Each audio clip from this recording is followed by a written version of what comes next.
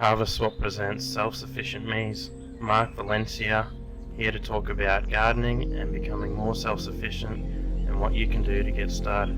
Self-Sufficient Me now has over 1.8 million subscribers on YouTube and is continuing to grow as one of Australia's favourite gardening channels. Thomas Berryman TV presents to you Self-Sufficient Me on Harvest Swap.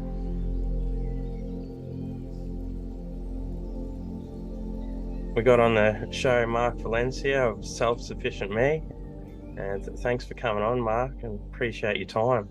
Yeah, no worries, Thomas. G'day. G'day. Yeah, I just wanted to start off. Could you tell us where you're from and what your background is leading up to how Self-Sufficient Me got started? It's a fairly big story, but I'll keep it brief. We're actually here in Belmere. It's about 45 kilometres north of Brisbane. And we settled here just over 16 years ago. While Nina and I, my wife, were both in the military. I did 21 years in the military. My wife did close to 20 if you add up her reserve time as well. I got out of the military in 2008, and it was really because of how mad it was with two young boys. We had children, our careers were going fine, but you know, the military is a very demanding job, and it was just sort of time to leave it and move on and try to establish ourselves as a family unit, try to get some more stability. And we also, you know, had planned that if we were going to make this move, it would be good to be able to have a little bit of land. It didn't have to be a lot. We've got 3 acres here. It's still pretty close to the city, still only 50 minutes away. But at the time, it was fairly cheap compared to our outer suburbs. And so we thought, you know, we don't mind commuting as long as we could be home of an afternoon and on a weekend and be able to grow a few things and plant some fruit trees and have a little bit more of a country type lifestyle, with the advantage of being still on the proximity of the city. But we didn't anticipate how much we needed the land to survive.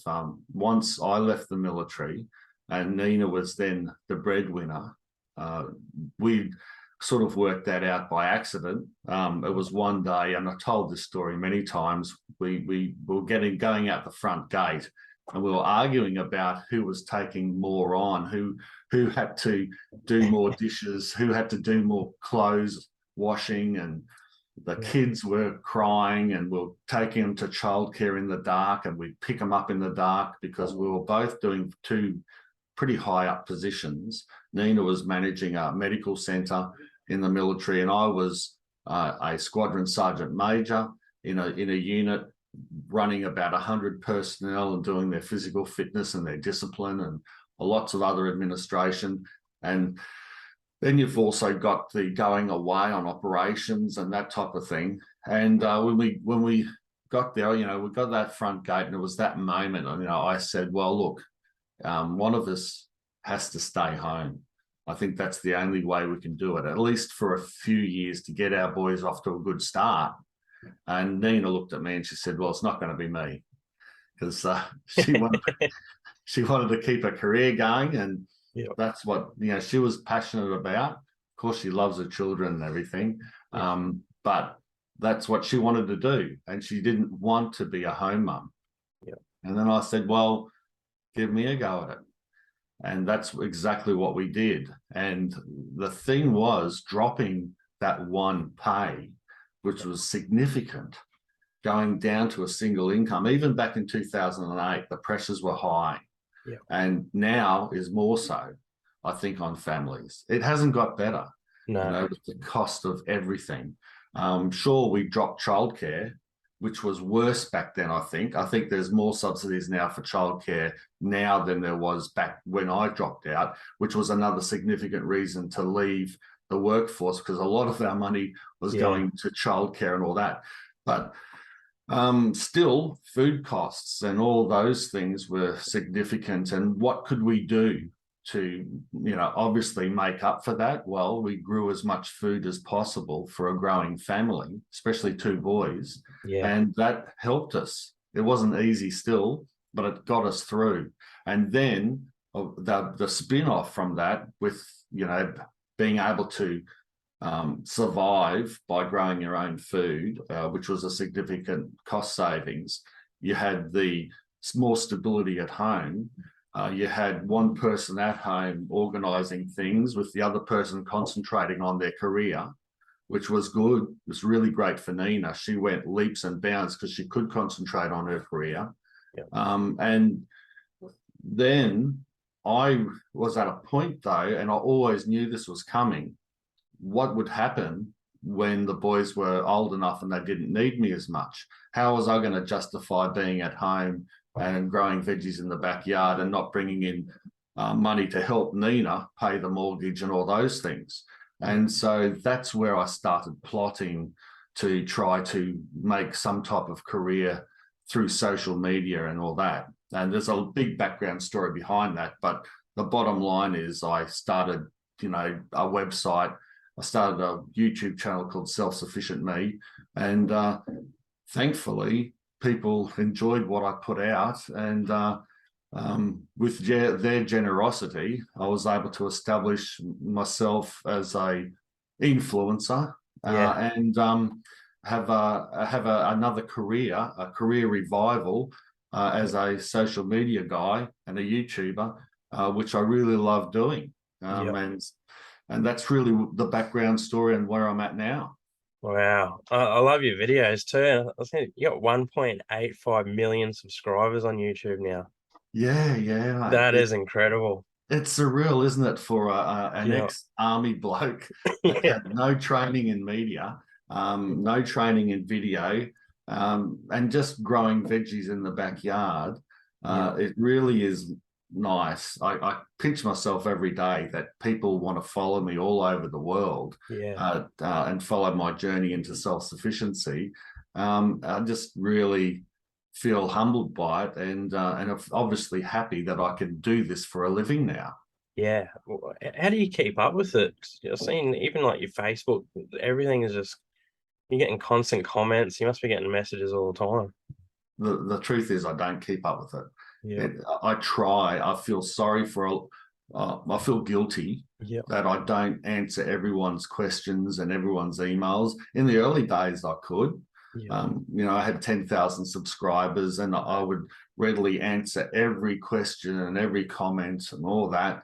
But these days I've got to, do my best. I'll keep answering comments regularly and hearting comments that I've read and letting people know I'm still there. But typically if I put out a video, I might wait a few days for the comment section to sort itself out on, say, YouTube. Whereas you got people that might like a certain comment and those comments will float to the top. And after about 2 or 3 days, you'll get the top, say, 100 or 200 comments that people are really interested in or people want answered. And I'll go through and I'll sit down for about 4 to 6 hours and I'll answer them. And then I've got to move on because I've got things to do. I've got meetings, I've got appearances, I've got to talk at town halls, I've got to do social media stuff, I've got to create videos and do editing, and so it is busy but it's a heck of a lot of fun. Yeah, for sure. I bet you're glad you took that chance and went ahead with it. Oh, so glad. And it wasn't a runaway success from the beginning. It was the passion that I kept going. There was a point at around 10,000 subscribers where it wasn't really pulling in much bickies and I couldn't justify YouTube. So I did announce it on YouTube in one of my videos that I was considering not leaving, but I'm going to have to scale back my YouTube so that I could get another job. And if I got another job, would mean that I would be not having enough time to be able to do as much YouTube. But that video got so much of a response. It pushed me to just keep going a bit longer. And I'm glad I did, because not long after that, I had a lemon tree video go viral, how to grow a ton of lemons.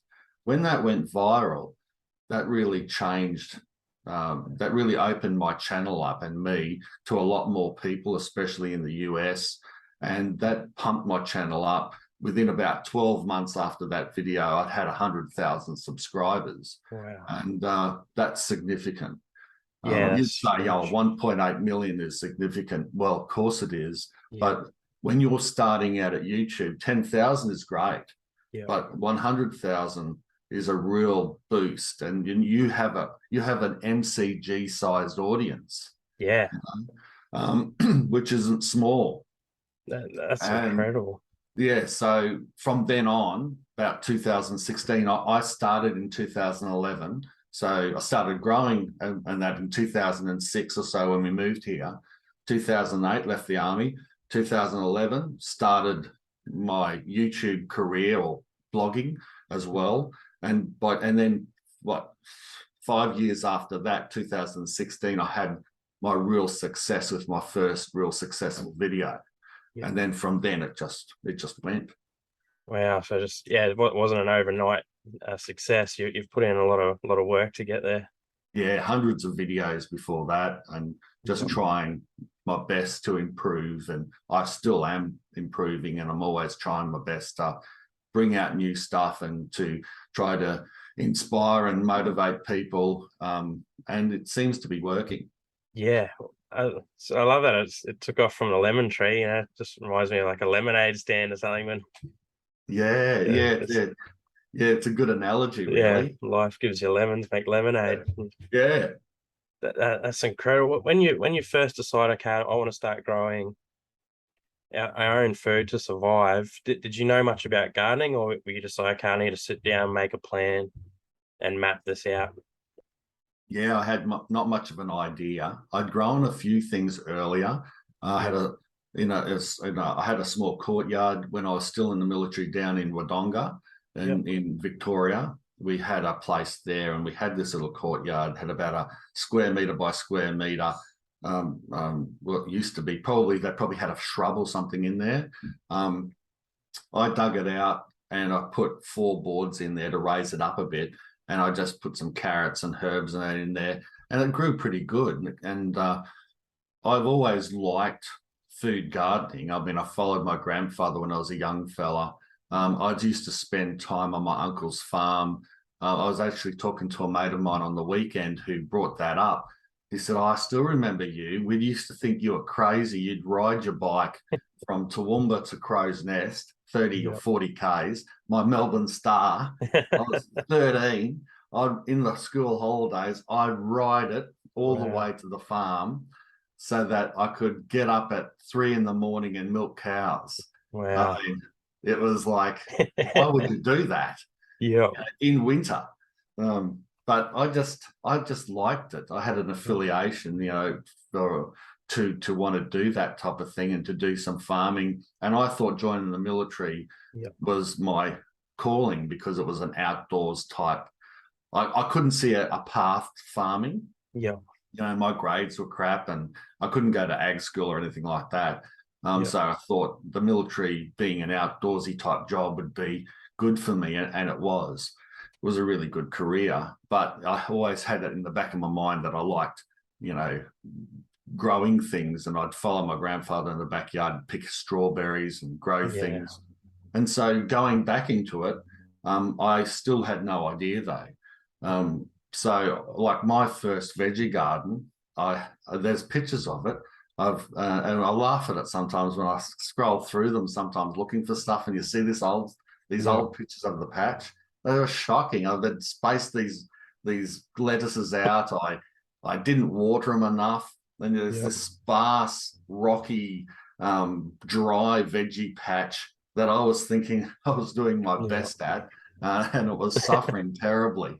But no, I read, I got gardening books ad nauseum, and I watched YouTube videos, and I just learned from also experience. And I was just absorbed with it, and I still am today.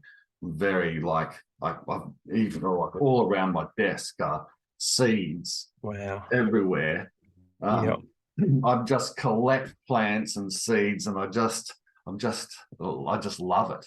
Yeah, Yeah, that's awesome. And that's the subtropics there, isn't it? it is. Yeah, Yeah, yeah. same here. But how do you find out what to plant in the subtropics? Like when and what time you got to start planting stuff? Do you have Well, like a you calendar?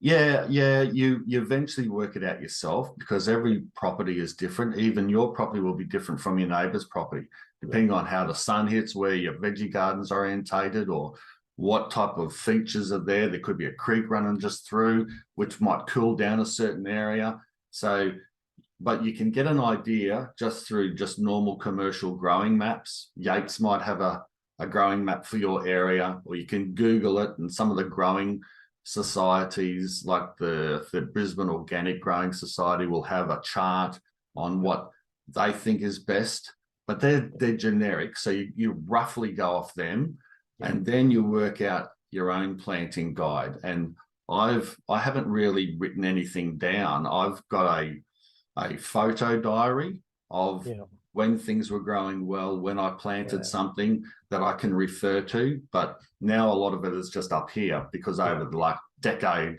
or so of just growing, I've realized what I could plant when. yeah, And I usually just pretty much break it up into summer and winter type growing. When I do plant things, there's some we're laughing in the subtropics because you can grow all year round, but you just can't grow the same thing all year round. yeah, But you got to choose when, but you can grow something all year round. yeah. That's a great idea. What you said of like doing a photo diary. I never thought of that. That'd be awesome.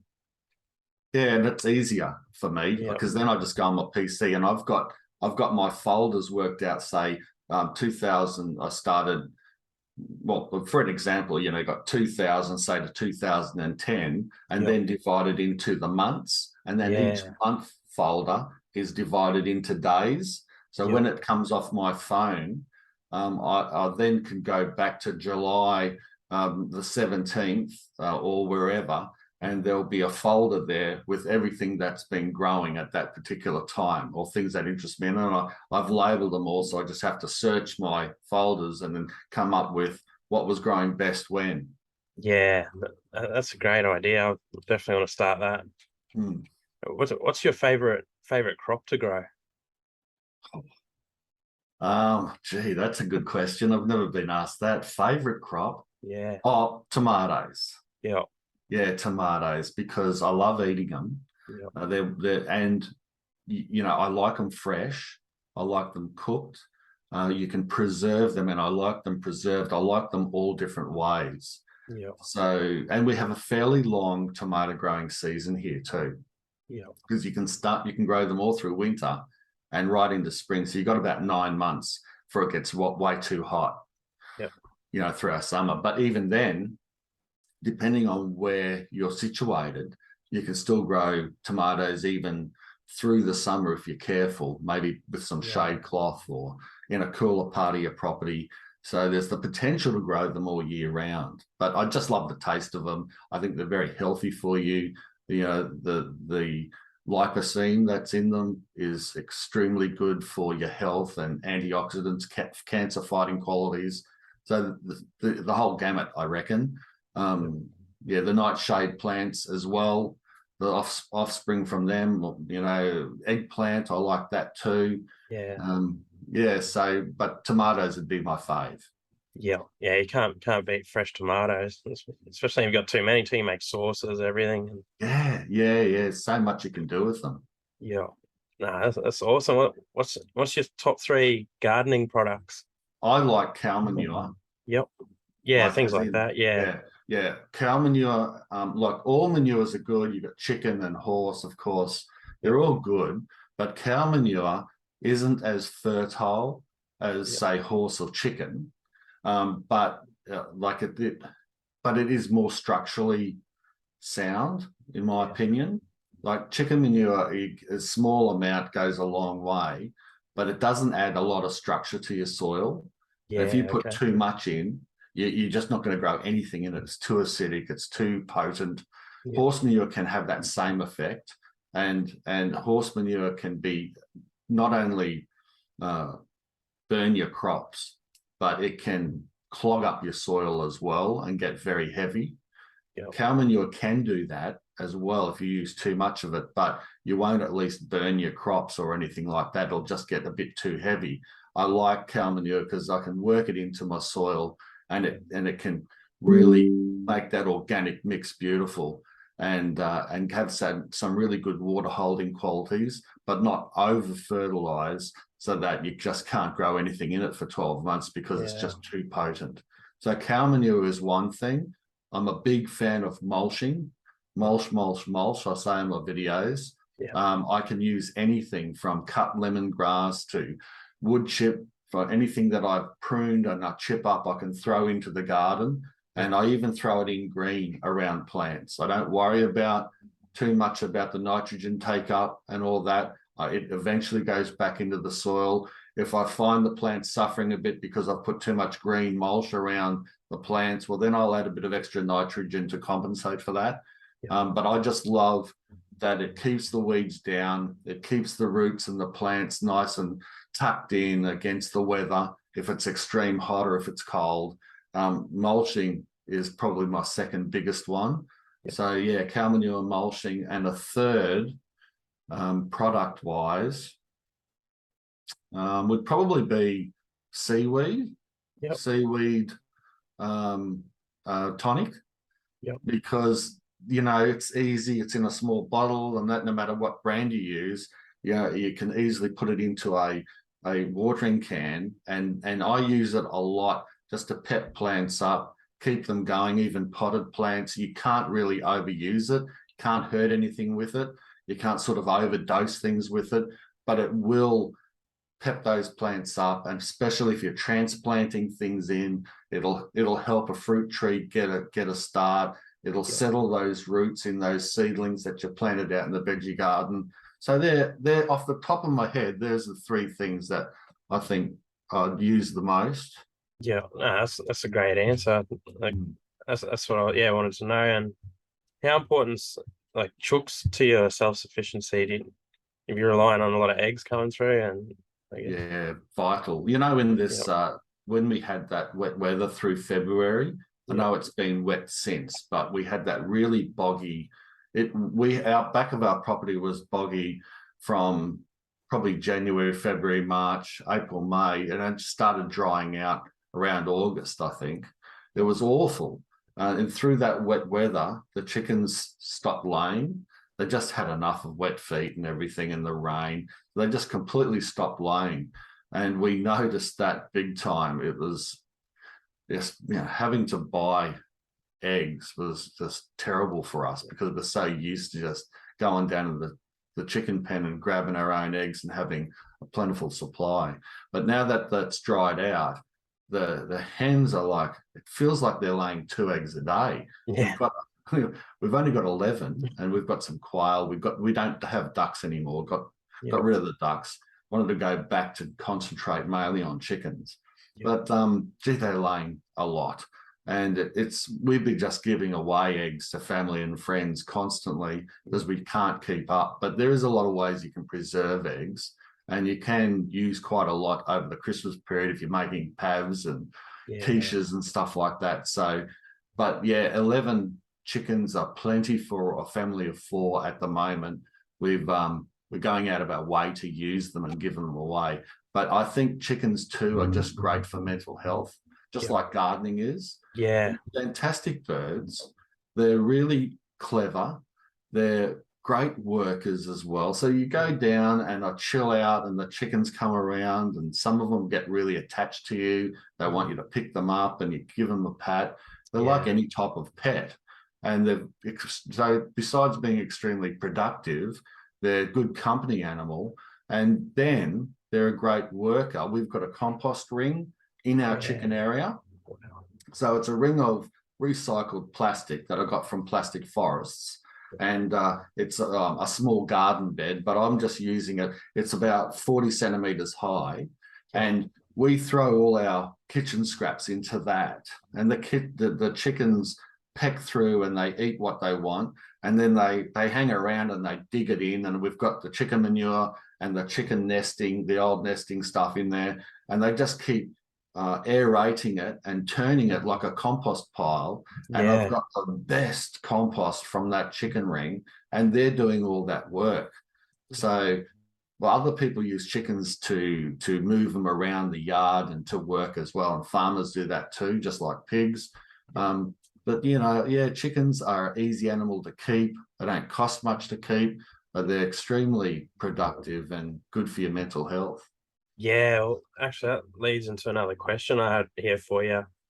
It's what are your thoughts on gardening being good for depression and anxiety? Oh, it's imperative. And it's not Yeah, something I realized. It's yeah, not something I went into, but it's yeah, something I preach a lot now, yeah, especially to veterans groups and anyone really who writes to me with some problems. I do encourage them to get out into the garden. Me having PTSD myself on account of my service, and also some terrible accident that I had, a parachuting accident, nearly lost my life. I've got pieces missing off me everywhere. yeah, But they, what I didn't realize was how gardening chilled me out. And it wasn't until several years that I sort of cottoned on to it. I didn't sort of really like think about it, but whenever I was getting stressed out, I had this sort of calling to go out into the garden, and just I sometimes wouldn't do anything. I just walk around and look at things, and you just look at nature, and then I just my stress levels would go down. But I wasn't thinking of anything back then. That was just a coping mechanism. I wasn't thinking it was helping me to cope. I was just doing it. But now I realize that it is a Zen area, and just the actual process of gardening, especially food gardening, I think in particular, but I think any type of gardening or getting out in nature or hiking or getting out on a dinghy and getting on the ocean or walking along the beach, it's all very similar. I think we're meant to connect with nature. I think if we're cooped up inside or in a city or on the concrete jungle too much, we long for this connection back to nature. And gardening, no matter where you are, even in the inner city, can be developed anywhere pretty much, even on a balcony.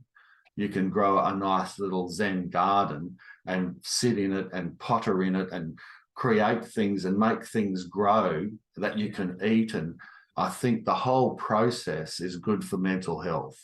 And I'm a big advocate for people who are suffering, and which is many of us. I think yeah, everyone at some point has bad times through their life and suffers a bit of depression. yeah, Get into that garden, and that really will help dramatically. And I'll finish that by saying I have been contacted over the years by, I would say, hundreds of people saying that gardening has changed their life. And some of them have said that it's prevented suicide. yeah, And they strongly say that it has. And that in itself is just magical. yeah, yeah. I 100% agree with you. I've known I've gone through some times and being outside, and we got a couple of like a few chooks too, and it makes the biggest world of difference. Yeah. Like, yeah, and like you said, some of them want to be patted. Like they'll come up and we pick them up and carry them around, and it's wonderful. Yeah. Yeah. I've seen on here on your website you had, we try to look and see the earth through her eyes, Mm-hmm. and we say you don't have to be self-sufficient in everything, just be self-sufficient in something. Also respect your body, keep it healthy through regular exercise. I love that. Can you elaborate more on that as well? Yeah, yeah, sure. So look and see the earth through her eyes is what I'm trying to get across there, and that's the overall logo. Some people don't like that logo. It's got the eye, I and love it. yeah, that is where it came from. It's Yeah. not some Illuminati or anything like that. Yeah. It's look and see the earth through her eyes, and what I mean by that is just observe. Sometimes the best thing you can do to solve a problem is sit and watch and look and observe, and then just let it come to you rather than just bulking in and trying to figure something out. People, like a prime example is the first thing people do when they see aphids on their veggie crop is to grab a spray bottle, Google what kills aphids, get that pesticide, spray it on there, and they're gone.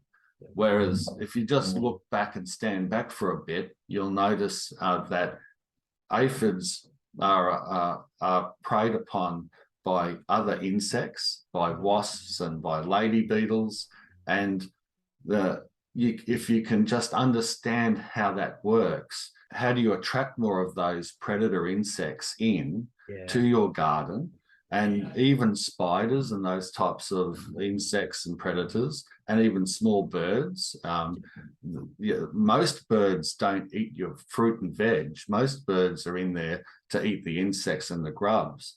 But if you can then understand how to do that and work with nature more, you'll find out that it'll be better for you. Because if you're just spraying and killing those aphids with a potent spray, you're also eliminating those predator insects that are around that you might not see, the lions of the veggie garden.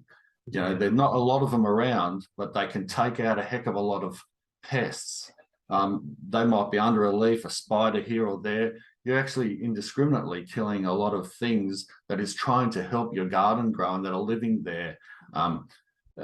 And what happens is you solve the problem, but then those pests will come back and there'll be nothing, and they'll be worse next time because there'll be nothing to take out half of them. And then you'll have to spray again, and then you've got residual pesticides in your soil, and you've got extra buildup of salt and all sorts of things, and you find your garden isn't flourishing. Whereas if you plant some flowers, you get some bushland and you attract more of those good insects and birds and that in, well, then you're going to find that, and you're going to find that better, and you can apply that to a lot of things. Look and see the earth through her eyes first before you just go like a bull at a gate. Don't be self-sufficient in everything. You don't have to be. None of us really can be in a modern world, and I don't think in a postmodern world. You know, in the old days, bartering and haggling for goods was normal, because someone might grow pumpkins better than you can, because they're on the better side of the ridge line, and you can maybe keep goats or chickens, and so you can swap chicken eggs for pumpkins, and that's just normal and natural. So people can get overwhelmed and say, I just can't be self-sufficient in everything. And I say, well, just be self-sufficient in something. If you're a uni student and you're trying to struggle to get through, and you're paying all this rent, and you're doing your university degree, and you haven't got much coin, well, get some rice that's pretty cheap, grow a chili plant, some coriander on a windowsill in your apartment, which will grow quite fine there. And just with a handful of herbs, one chili will flavour a big bowl of rice, and it'll make a nice feast for really not much money. So being self-sufficient in chilies or coriander is actually a big thing. So you don't have to be self-sufficient in everything. And what was the last one? The health, the body. Yeah.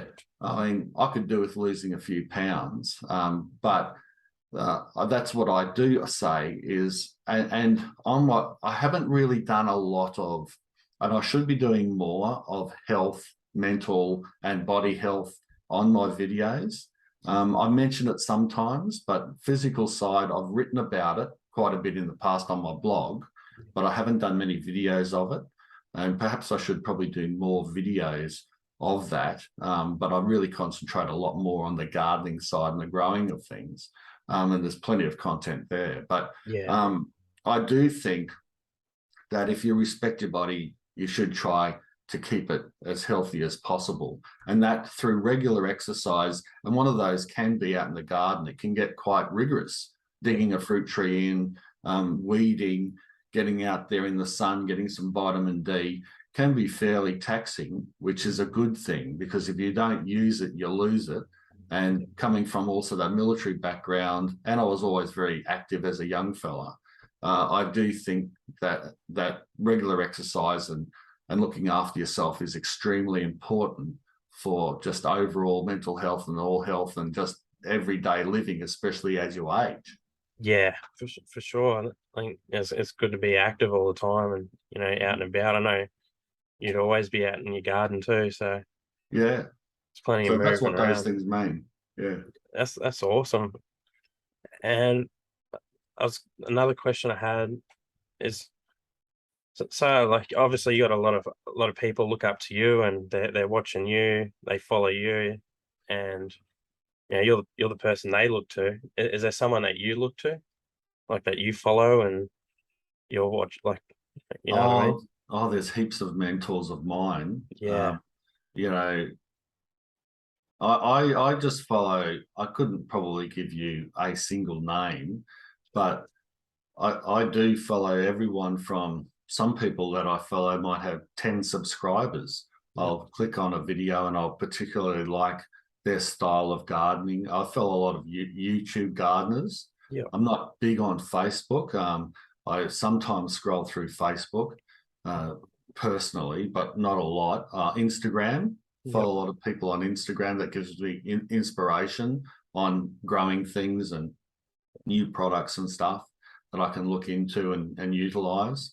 But yeah, YouTube, I subscribe to hundreds of gardening channels that yep, might not necessarily be huge or anything, and some of them are bigger.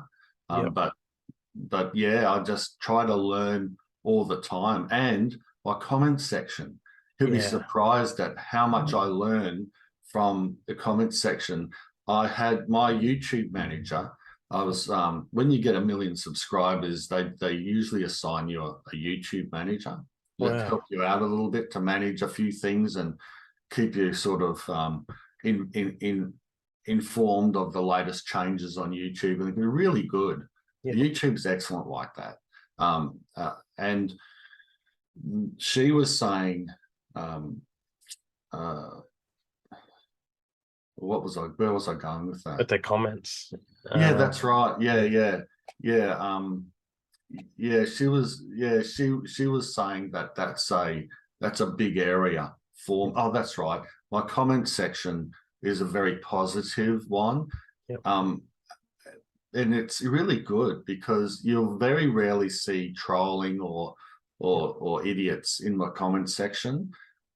And you can get that in a lot of other channels. They will yeah, be very negative. Say a political channel can yep, get quite negative, whereas the gardening channels tend to be really positive, and you'll get a lot of people that would know more about, say, a pumpkin than I do, and I'll do a pumpkin video and they will then add their several more tips onto that. And you yeah, go and say, read through, and there's a lot of things that you can learn in the comment section of my videos. And I learn a lot from that as well. yep, And they're just simply there. They've got no subscribers or anything. They've got no interest in, being a social media person, but yep, they just want to freely give up yep. information. And I think that's fantastic. Yeah, that's awesome. Everyone just sharing their own, Yeah. experiences and tips. Yeah. Now, what's your top 5 ways to reduce the cost of living? Oh, yeah, cost of living is a terrible thing at the moment, isn't it? Yeah, it's just getting out of control. Yeah. I mean, growing your own food, uh, you don't have to spend a lot of money, but then if you do invest in your garden too, that's a good thing. Um, so I wouldn't think of it as like some people, especially in the early days, there's people that would say, like I'm talking 10, 15 years ago, food growing has become quite popular. It boomed a lot, especially in COVID times. Yeah, It just went nuts then. People started thinking, I really want to be growing my own. And maybe people had more time or they thought about life more when they were locked down. But you can save a lot of money by growing your own food. And so that in itself helps.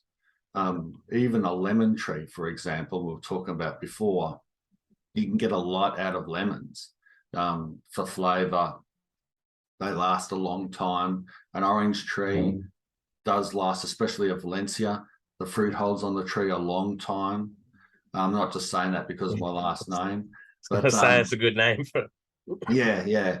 But so you can get a long time out without having to buy them from the supermarket on one tree. Same with veggies. You can harvest carrots as they're growing. You can get them small, salad leaves, and then let them mature slowly and then save the seed. Not ever have to buy seed ever again. Yeah. And a lot of these things grow fairly easily and cheaply. If you're really on a budget, you can just dig furrows in the back lawn, dig up the grass, and just plonk your veggies in there like the old nonnas do, the Italian nonnas have done for centuries. If you want to get more elaborate and spend some more money, I think a good investment is raised garden beds. Yeah. And it's like it's an investment. I wouldn't put that as an expense and put that against your veggie bill, because it will make gardening easier and pay you back later down the track. The other thing is preserving.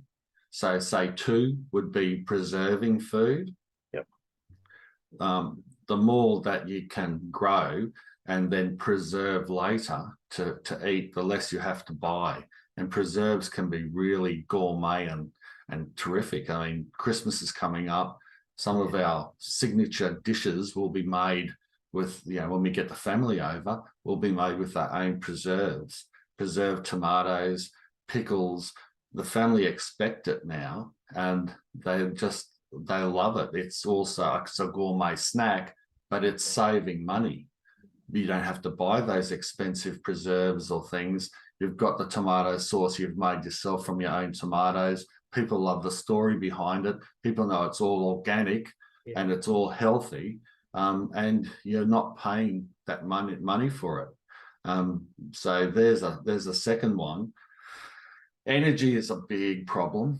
Energy, that's something that we even struggle with here. I mean, solar panels does help for us personally. Might not help for everyone, but we got solar, and it sort of paid for itself. Over about 3 years. We would then had our money back, really. So that's solar, So solar could, especially in a hot climate that you get plenty of sun. I think solar is a low down misere for energy savings. I'm not one to say change all your light bulbs and switch, your computer off or your phone charger off at the wall. I think all that's a bit petty. I really think that the government should be working harder to get the energy bills down. I think energy now is an essential thing, like water is, and other utilities. And I don't think they should be making them unaffordable for people. Petrol as well. To get people around. I feel sorry for people who are struggling now with the mortgages going up and the cost of fuel to get to their job. I think maybe if you can work from home, could be 4. I mean, but now you're starting to get into that area where not everyone can do those types of things.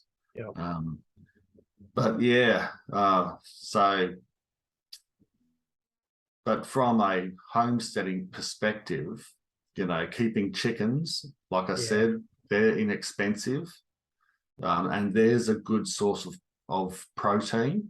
So if you're not going to keep something for meat, then chickens at least have an egg so that you can get that protein from that, and you can live off that, really. Off your veggie garden and your chickens, you can go very frugal and get through some tough times doing that. For sure.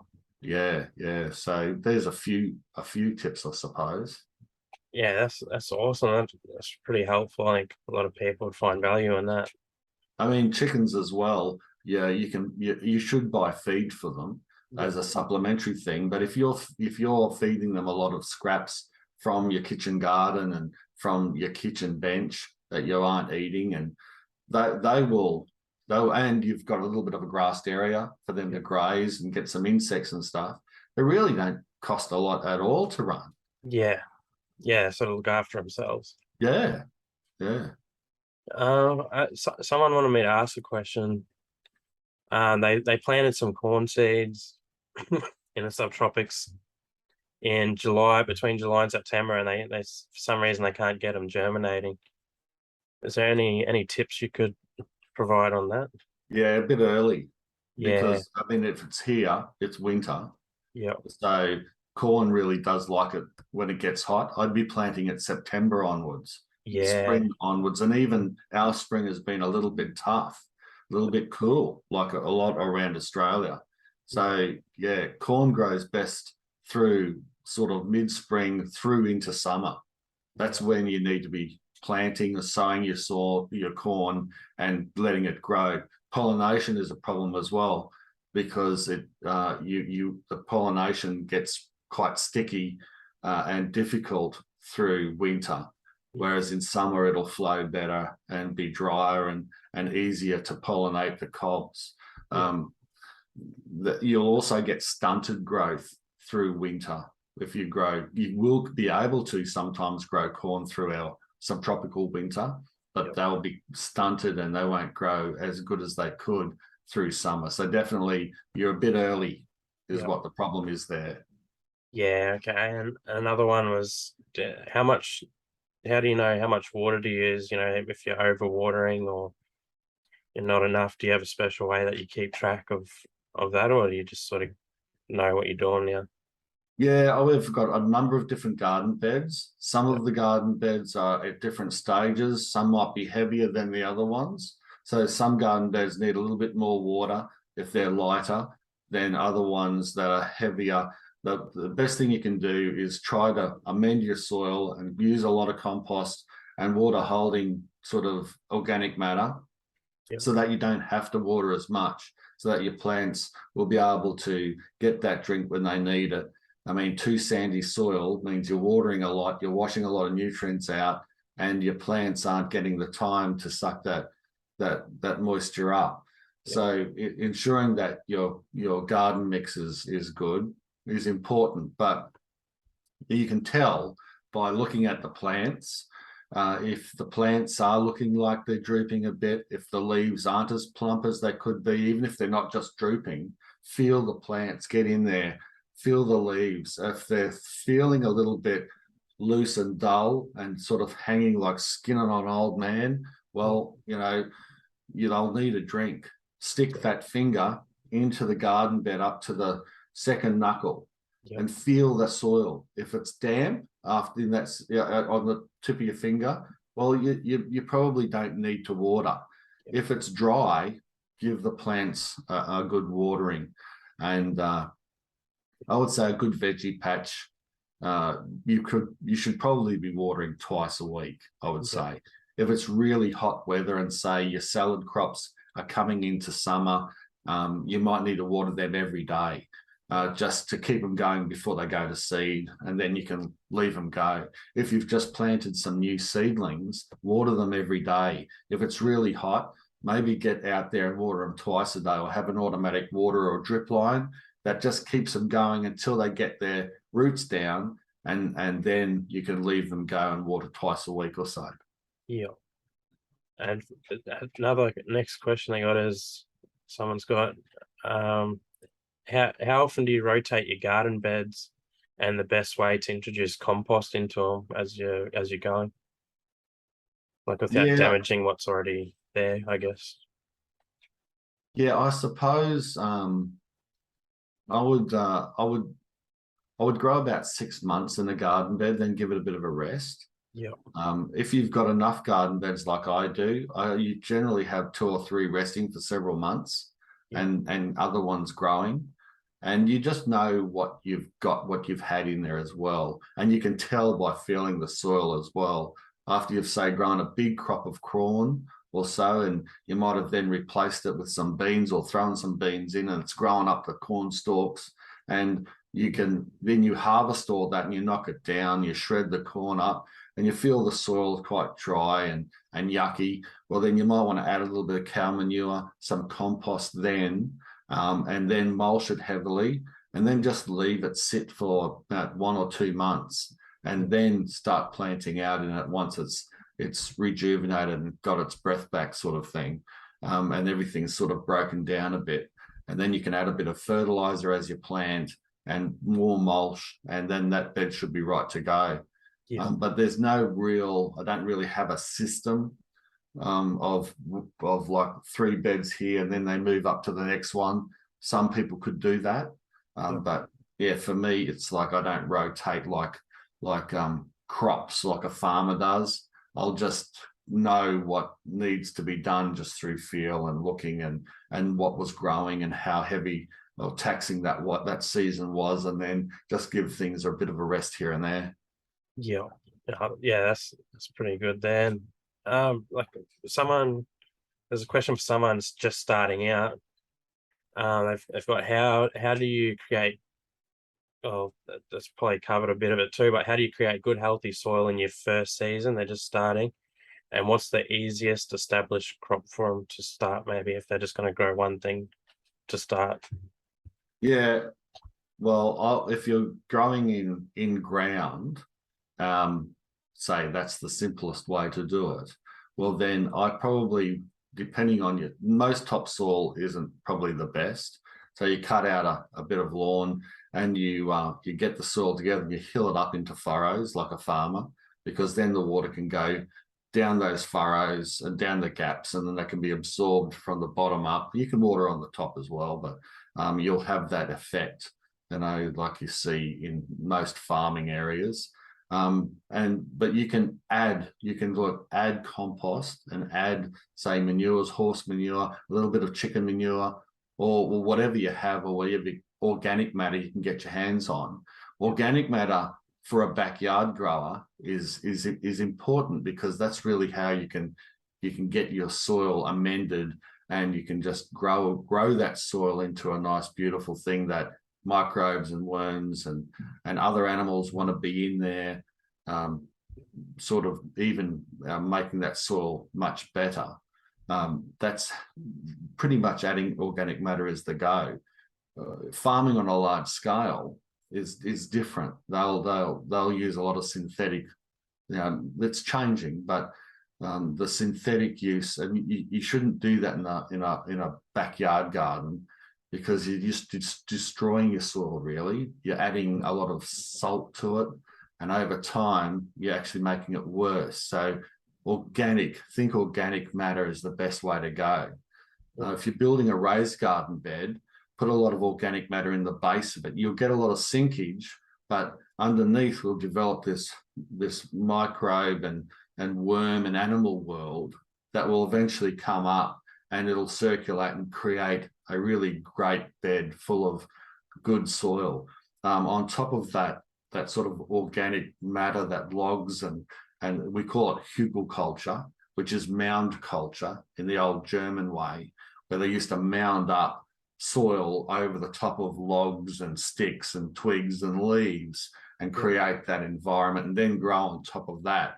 And it kept that moisture in, and there was good water holding qualities and nutrient holding qualities. And as it broke down, the plant's roots were able to absorb those nutrients and all that. That is the way to look at it from a backyard organic type growing. And you can also add your some landscaping soil. When you get soil, get the premium stuff, and get the soil that is like good. Premium soil, some landscaping supplies companies will sell a premium soil that is their own sand and stuff that they've mixed in the back of the quarry with some chicken manure, and they'll call that premium. That's not premium soil. That's just crap soil mixed in with manure, and it doesn't last very long, and you won't grow much in it. the best ones are the ones that are combined with compost, and they're made slowly, and you can find them, and you've got to question the landscaping suppliers place. Where'd you get this from? And they usually ship it in from proper soil making companies that know what they're doing. You'll pay more for it, but it'll be full of little rocks and compost and manure, of course, but it'll be better mixed in, it'll be darker, and that will be better in your bed for the long term if you have to shift soil in, and that's the quickest way to do it. And then lastly, what do you grow in there? There's a simple answer, and that is grow what you want to eat. No, don't grow what's easy. Radishes is the easiest thing you can grow. They germinate fast and they'll grow fast, and you'll have radishes galore. But not everyone likes eating radishes. So I don't tell people what's the easiest crop to grow. I tell people to grow what they like. And if you like eating corn and it's the right season, plant corn for your first crop and give that a go. If you like salads, try lettuce and other salad crops. Try spinach, try broccoli, whatever's you want, one of your faves, grow that. That's a great answer there. Thanks for that. How important is it for you? Do you have a lot of fruit trees as well? Yeah, we've got about 150 and counting fruit trees. Well, I'm planting more of them. I'm squishing them in, squishing them in everywhere. Sometimes you get a failure. I'll cut them out, get rid of them, and then plant in another one or two in that space. I'm getting them even closer and closer together. Just trying to fit in as many as possible, and then let them fight it out. I also prune fruit trees that aren't performing as much, or that are getting too big, so that it's not, so that they're easier to manage. I can fit more in, and I don't have to go out of my way to net them or lose too much fruit because you just can't manage them. So keep them smallish or easy to manage, and fit as many in as possible. So I'm about 150 fruit trees, all different types. On our small acreage, I'm getting rid of ornamentals. Every time I sort of go out to the front yard, even, I'm changing it and putting in a fruit tree instead of an ornamental, and I'm cutting that out. I just want to fit in as much fruit as possible. Wow, that's going to be amazing. Yeah. That much fruit, smoothies, everything. Well, we've got fruit all year round here in the subtropics. So in the summer, you've got the mangoes coming on and all those tropical fruits. And then in the winter time, you've got all the citrus growing, which is good for winter because it's good vitamin C hit. And you've got, your limes, your lemons, your oranges. And so you've got fruit all year round. I'm just starting to get some mangoes now on my tree, and I can't wait. Oh yeah, nothing better than a homegrown mango, mate. Picked as they're ripening, not when they're green. And but you can eat them green, but and that's good too. They're good too. But so often store-bought produce is picked green, and it doesn't give that plant enough time to get those natural sugars into the fruit to give them that step up above. And to really make them taste beautiful. But if you're growing at home like bananas, you can just ripen them almost to point and then eat them. Oh my goodness, there's nothing better. And preserving, say, bananas that have ripened fully, properly, like making banana chips or something like that. Oh boy, you can't beat it. Delicious. I love that. That's awesome. Another question I got is, what advice would you give to someone who wants to, start their self-sufficient journey like you? Like, they're just starting. If you could go back to when you started, knowing what you were going to have to go through and do, what advice would you give? Well, I would say, start off and start going. It's a bit like the old, well, you hear this on YouTube a lot. Just press record. Don't ponder it too much. Learn as you go. You're going to make mistakes, but that's fine. But in the practical sense, make sure you do have a good water source. Even if it's town, well, then you can understand and accept that you'll be spending money on town water. But if you can, look for other water sources. If you're buying a small acreage, really important to maybe have a little dam or a couple of big tanks of water that can water your garden. So that's a really good thing to have.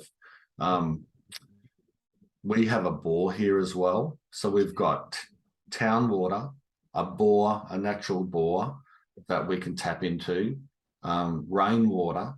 And so we've got a number of different ways that we can water and a number of backup plans. So water is a big thing.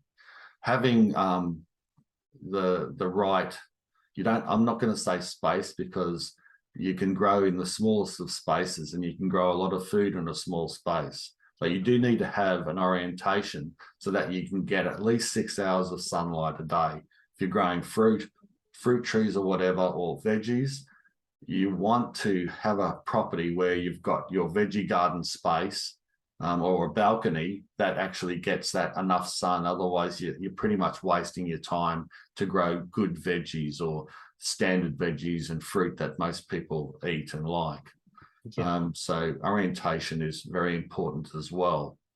But apart from that, it's those three things. Just get into it, make sure you've got enough water, and make sure that you've got the right orientation. Yep. That's great advice. One thing I wanted to ask you for myself is, with you got your dog and your chooks, how did you get with those getting along? Oh, well, we trained. Well, thankfully, we got a really smart dog, and we over time we trained him to know that chasing chickens and going after chickens is bad. And so he's chicken friendly. And it didn't take too long, because when we got him, we already had chickens.